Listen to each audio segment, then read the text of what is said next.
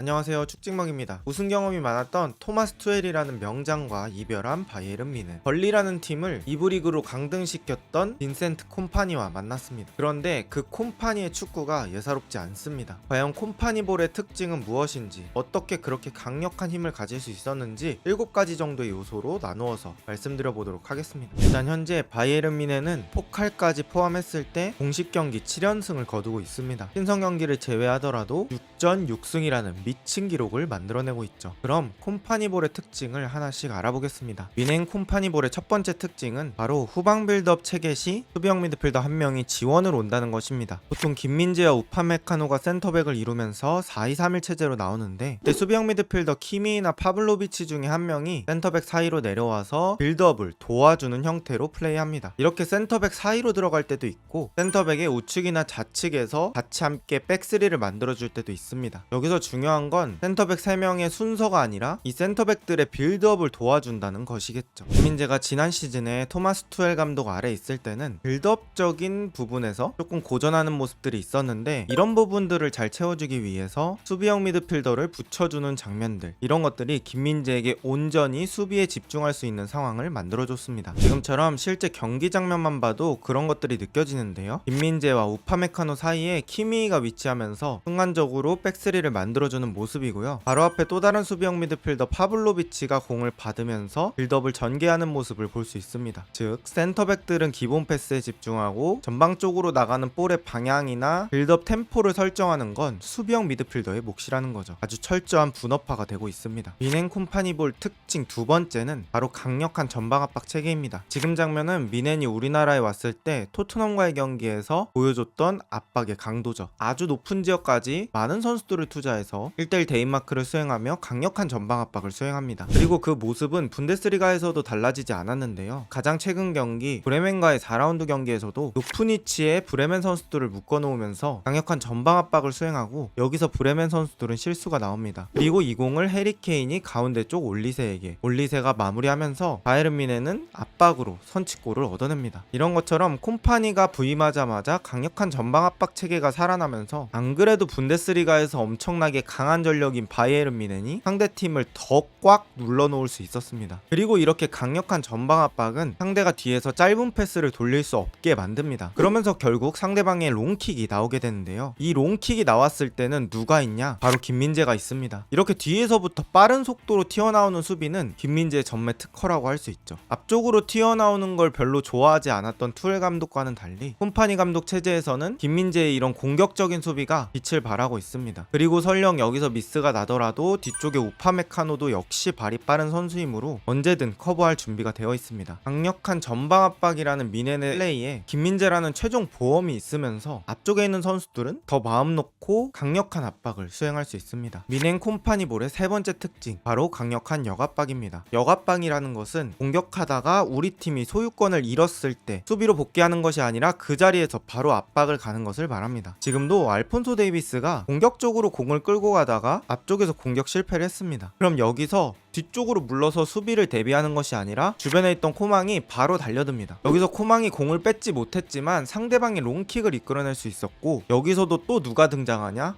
바로 김민재가 등장합니다. 압박이든 역압박이든 어떻게 보면 본질은 똑같습니다. 상대방이 하고 싶은 걸 못하게 만드는 거고, 역습이나 후방 빌드업을 빠르게 진행할 수 없게 만들고 비정상적인 킥을 유도하는 거죠. 그리고 그 비정상적인 킥을 쓸어 담는 게 바로 김민재의 역할입니다. 어떻게 보면 김민재가 가장 좋아하고 잘하는 플레이를 완전히 세팅해준 느낌이 듭니다. 뮌헨 콤파니볼의 네 번째 특징, 공격진의 자유로운 위치 변동입니다. 지금도 대표적인 장면이 될 수 있는데요. 우파메카노가 공을 잡았을 때 전방 쪽 해리케인이 공을 받으러 내려오고, 우풀백 라이머가 오히려 안쪽으로 들어가서 공을 받아주는 위치에 서 있고요. 오른쪽 윙어 올리세는 바짝 사이드로 벌려서 공을 받아줄 준비를 해줍니다. 이렇게 3명의 위치 변화가 동시에 일어납니다. 상대방 입장에서는 당연히 여러 명의 위치 변화가 동시에 일어나므로 선제적인 대응을 하기보다는 기다릴 수밖에 없는 상황이 돼버립니다. 이번에는 공격진의 스위칭에 미넨의 전방 압박이 합쳐진 장면입니다. 지금도 미넨이 타이트하게 전방 압박을 하면서 브레멘의 롱킥을 이끌어내고요. 그 공을 끊으러 키미히가 달려갑니다. 그리고 키미히가 머리로 가운데 쪽으로 패스. 올리세가 공을 잡은 순간 무시알라가 자신의 위치에서 벗어나서 오른쪽 사이드로 빠져주고요. 올리세가 그쪽으로 패스. 그리고 무시알라가 공을 잡은 순간에 다시 올리세가 오른쪽 사이드로 빠져주고 그때 오히려 케인은 아래로 내려와 줍니다. 이게 바로 아주 좋은 공격 패턴인데요. 좋은 공격 패턴에는 항상 다른 방향으로 동시에 움직임이 있습니다.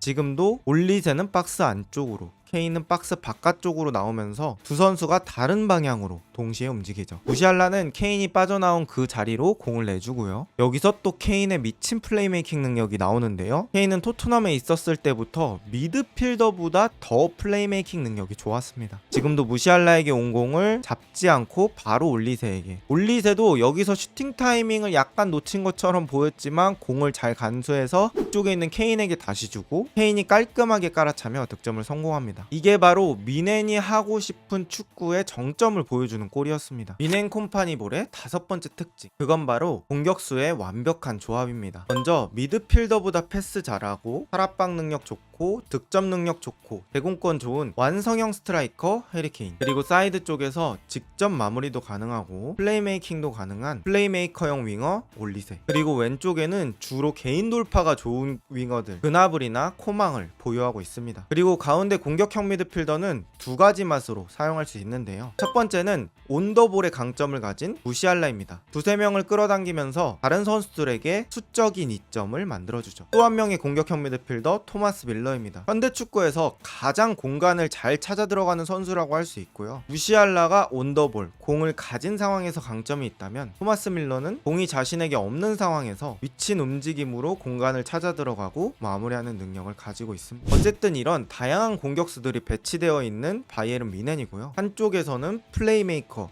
즉 공격형 미드필더처럼 플레이하면서 또 한쪽에서는 직접 돌파를 사용하고 또 가운데서는 두세 명 끌어당겼다가 전방 쪽에 해리케인이라는 미친 스트라이커가 있죠. 이런 공격진의 조합들이 분데스리가에서는 사실상 비대칭 전력입니다. 이 정도 퀄리티의 공격진에 이 정도의 조합을 가진 팀을 분데스에선 막기 힘들죠. 뮌헨 콤파니볼 6번째 특징, 주전 센터백 조가 정해져 있습니다. 사실 수비 자체는 개인 능력으로 막는 상황도 물론 있습니다. 하지만 대부분 팀 단위로 움직이고 라인 단위로 움직이기 때문에 수비의 호흡이 매우 중요합니다. 우리가 흔히 말하는 강팀들의 수비진만 봐도 보통 센터백 라인은 고정되어 있는 경우가 많죠. 지금의 바이에른 뮌헨만 봐도 좌우 윙어들이나 미드필더진은 로테이션이 있는 반면에 센터백 라인은 김민재와 우파메카노로 고정되어 있습니다. 수비진은 팀 단위로 움직이는 게 많기 때문에 그만큼 센터백의 호흡이 중요하고 누가 나갈 때 누가 들어올지, 그리고 예를 들어 2명 앞에 1명이 있다면 누가 먼저 튀어나갈지, 이런 것들이 다 호흡에서 비롯되는 수비 장면들인데 거기서 뮌헨의 수비진이 김민재, 우파메카노로 고정되어 있다는 것은 뮌헨의 아주 큰 장점이라고 생각합니다. 마지막 콤파니볼의 특징은 콤파니 그 자체입니다. 일단 콤파니 감독은 선수를 파악하는 능력이 되게 좋은 것 같습니다. 그러면서 짧은 시간 안에 선수의 장점을 극대화할 수 있는 전술들을 사용하는데요. 예를 들어서 김민재와 우파메카노에게 수비형 미드필더를 붙여서 빌드업을 도와주는 체제라든지, 또 원래는 풀백으로만 사용되던 게이루를 수비형 미드필더로 들어오게 만들어서 게이루의 다재다능함을 뽐내게 만든다든지, 그런 여러가지 능력들이 있겠죠. 게다가 콤파니는 지난 시즌 번리로 강등당할 때도 축구 색깔은 확실했습니다. 번리라는 상대적인 체급이 약한 팀을 가지고 라인 높게 올리고 주도하는 축구를 원했었죠. 그 축구 철학이 뮌헨의 체급을 만나니 더더욱 강해졌고, 이러한 명확한 축구 철학은 선수들이 확실히 접근하기 쉽게 만들었습니다. 축구는 감독 노름이다 라는 말이 있는 것처럼 콤파니가 아직까지는 뮌헨을 아주 잘 바꿔놓은 것 같습니다. 하지만 콤파니의 바이에른 뮌헨은 올 시즌 여러 번 시험대에 오를 예정입니다. 당장 주말에 펼쳐지는 바이에른 뮌헨과 레버쿠젠과의 경기, 여기서도 어느 정도 콤파니볼의 체급을 확인해 볼 수 있을 텐데요. 이런 분데스리가 강팀들과의 경기, 그리고 챔피언스리그 높은 라운드로 올라갔을 때의 경기까지, 그런 데서 콤파니의 대처 능력과 순간적인 판단 능력을 확인해 본다면 콤파니볼의 강력함이 언제까지 갈지 추측해 볼 수 있을 것 같습니다. 수비수 출신 감독 콤파니 아래서 새로운 시대를 맞은 바이에른 뮌헨과 김민재, 과연 바이에른 뮌헨은 이번 시즌